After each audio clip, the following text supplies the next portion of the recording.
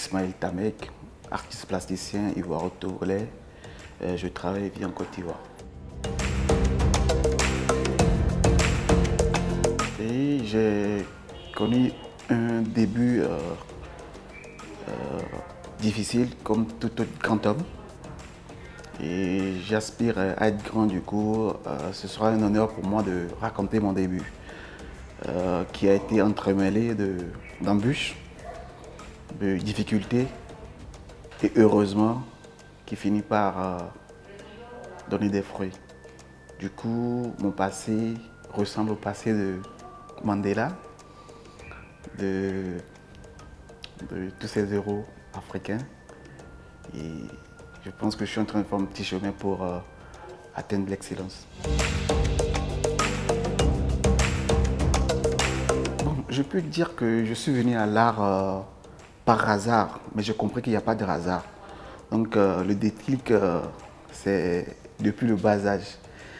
J'ai commencé l'art en bonne et due forme en 2012.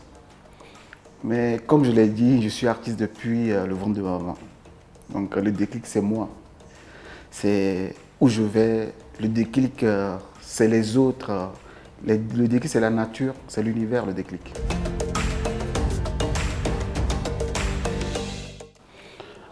J'ai lu un article la dernière fois qui dit que le marché de l'art contemporain africain se trouve aux Occidents. Et je pense qu'il faut revoir ça. Et l'Africain connaît le beau. L'Africain sait apprécier. L'Africain sait vivre. Et je pense que l'Africain est aussi culturel. Donc, il faut qu'on ait un marché local qui bouge. Il faut qu'on ait des acquéreurs, des collectionneurs avertis qui puissent vraiment soutenir leurs artistes. Pour l'avenir de l'art contemporain africain, bien de l'art contemporain tout court, je pense que ça va se passer en Afrique. Je suis très confiant.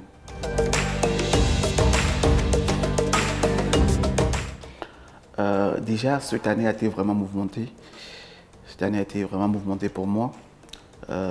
J'ai exposé d'abord en début d'année en exposition collective Go to Togo aux Beaux-Arts de Paris. Après, j'ai exposé aussi au Forum, Africa CEO Forum. Et j'ai eu aussi l'opportunité d'exposer à la résidence de l'ambassadeur du Belgique pour la fin de son mandat. Et actuellement, je suis au Rwanda, à Kigali, dans le but de présenter mon travail sur le thème de la résilience toujours. Et après ça, j'ai une tournée, si j'ose le dire, européenne. Je dois faire Barcelone, Paris, puis l'Allemagne à partir d'octobre.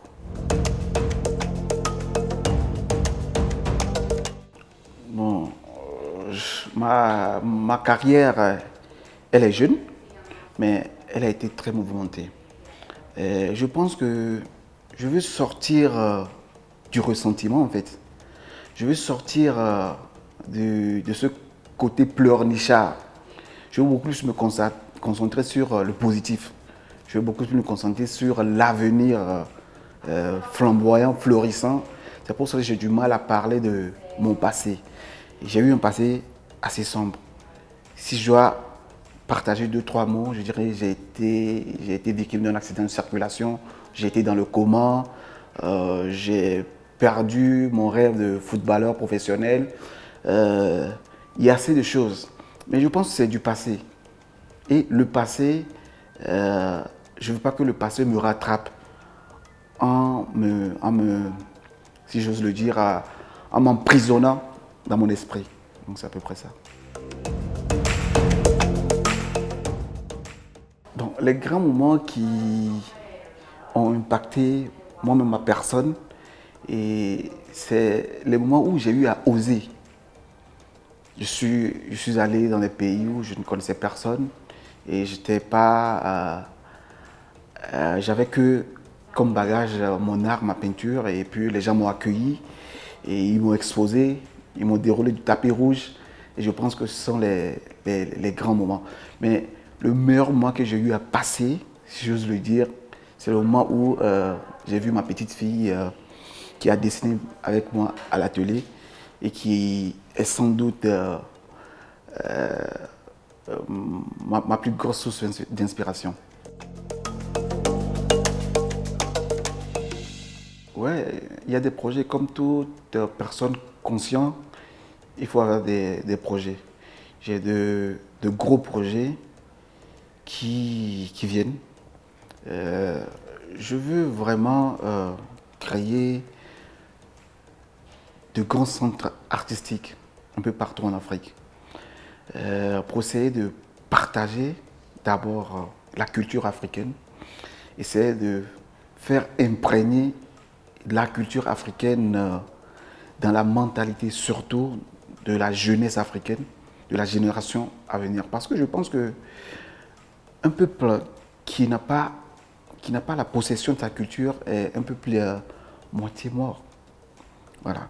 Donc il y a une guerre culturelle actuellement qui se ressent dans le monde. Chacun veut copier son prochain. Bon, je pense qu'on doit vraiment les mots manquent, être fidèle à notre culture et essayer de l'exporter aussi. Voilà.